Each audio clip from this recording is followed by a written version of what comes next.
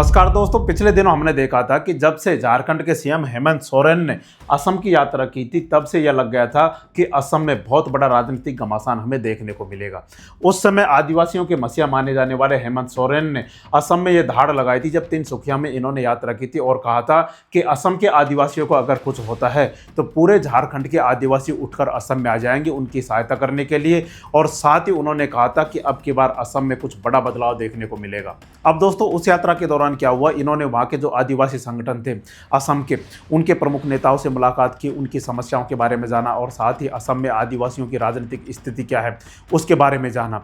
इसके बाद दोस्तों, इन्होंने असम की राजनीति में धीरे धीरे पैर पसारना शुरू किया, क्योंकि असम में बहुत सारा आदिवासी समुदाय पाया जाता है जो एसटी कैटेगरी में शामिल है। एसटी की सीटें भी रिजर्व वहाँ पर बहुत सारी है। तो इन आदिवासी समुदायों को अपने पक्ष में करने के लिए और साथ ही आदिवासियों के लिए एक प्रमुख लीडर के रूप में माने जाने वाले हेमंत सोरेन एक बार फिर अब असम में धाड़ लगाने के लिए तैयार है। क्योंकि दोस्तों, इसके बाद क्या हुआ कि जो कांग्रेस इस समय जो चुनाव लड़ रही है वो सांसद गौरव गोगोई के नेतृत्व में चुनाव लड़ रही है।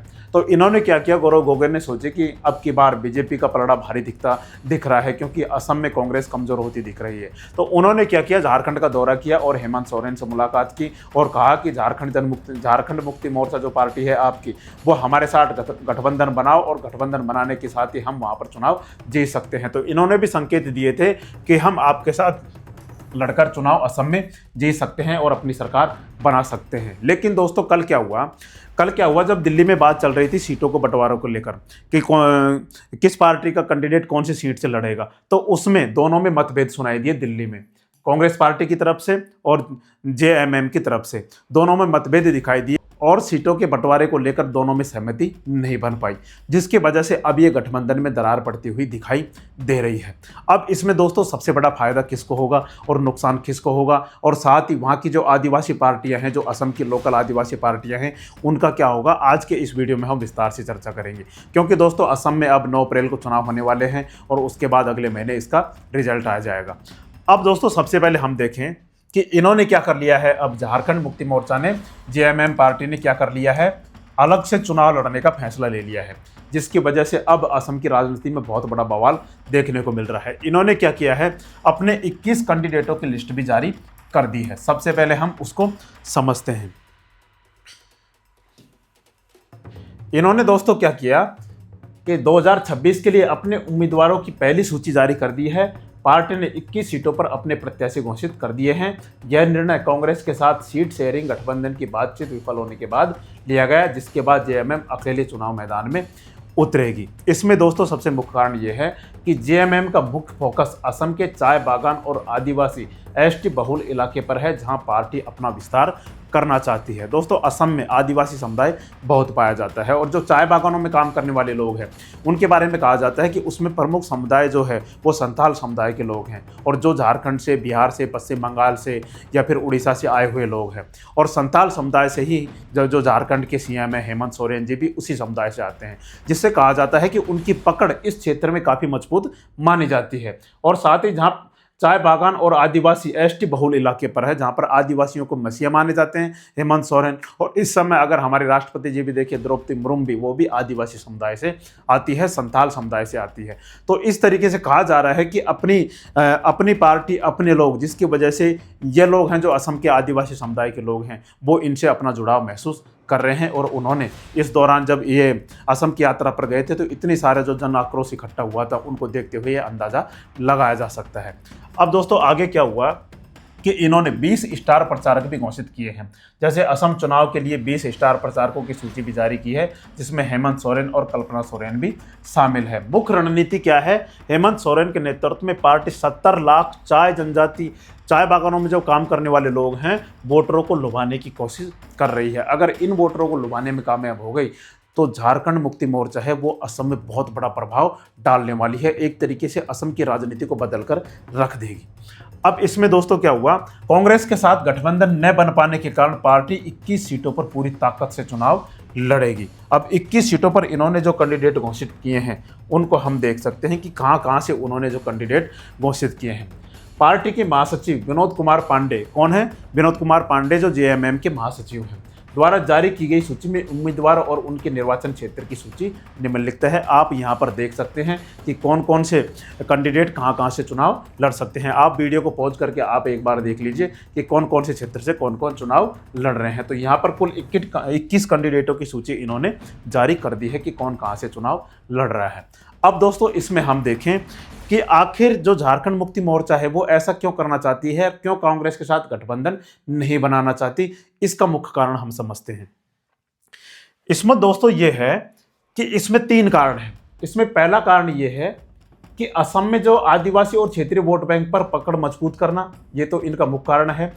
जो वहाँ पर आदिवासी समुदाय के लोग हैं उनके ऊपर अपनी पकड़ मजबूत करना। दूसरा कारण ये है कि राष्ट्रीय पार्टी के साथ रहने से पहचान दबने का डर है।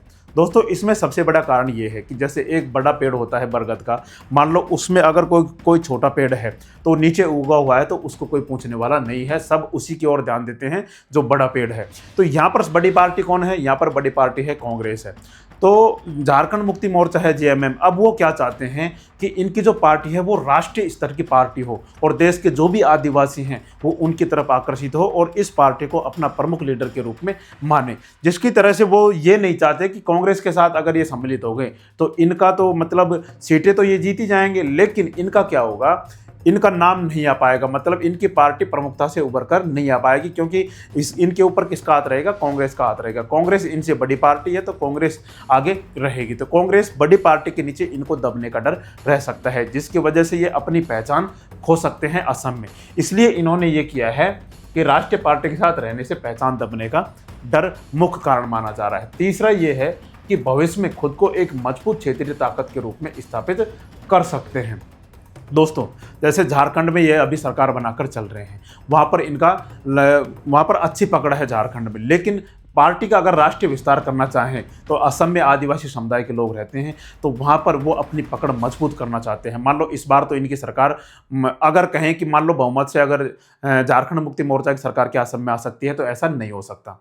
इसलिए नहीं हो सकता क्योंकि ये पहली बार वहाँ पर जा रहे हैं। इसके बाद क्या होगा कि वहाँ पर अगर 15-20 सीटें निकालने में ये कामयाब हो जाते हैं तो वहाँ पर अपनी क्षेत्रीय पकड़ बहुत मजबूत बना सकते हैं और आगामी विधानसभा चुनाव में, जैसे 2026 के बाद अगर देखिए 31 में मान लो चुनाव होंगे तो 31 के चुनाव में ये काफ़ी बहुमत से अपनी पार्टी में बहुत सारी सीटें जीतकर ला सकते हैं। तो ये अपनी पकड़ मजबूत बनाना चाहते हैं, जिसकी वजह से राष्ट्रीय स्तर की पार्टी बन जाएगी। अब दोस्तों इसमें नुकसान भी है।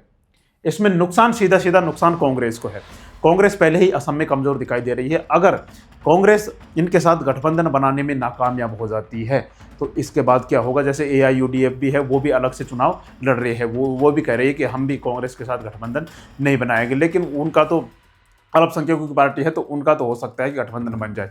लेकिन अगर ये गठबंधन बनाने में कामयाब नहीं हुई है तो कांग्रेस किसी भी हालत में असम में नहीं आ सकती, ऐसा प्रतीत हो रहा है, ऐसा लग रहा है। दूसरा, असम में कमजोर स्थिति में है कांग्रेस और इसका फायदा किसको मिलेगा, इसका सीधा फायदा बीजेपी को मिलेगा। बीजेपी को कैसे मिलेगा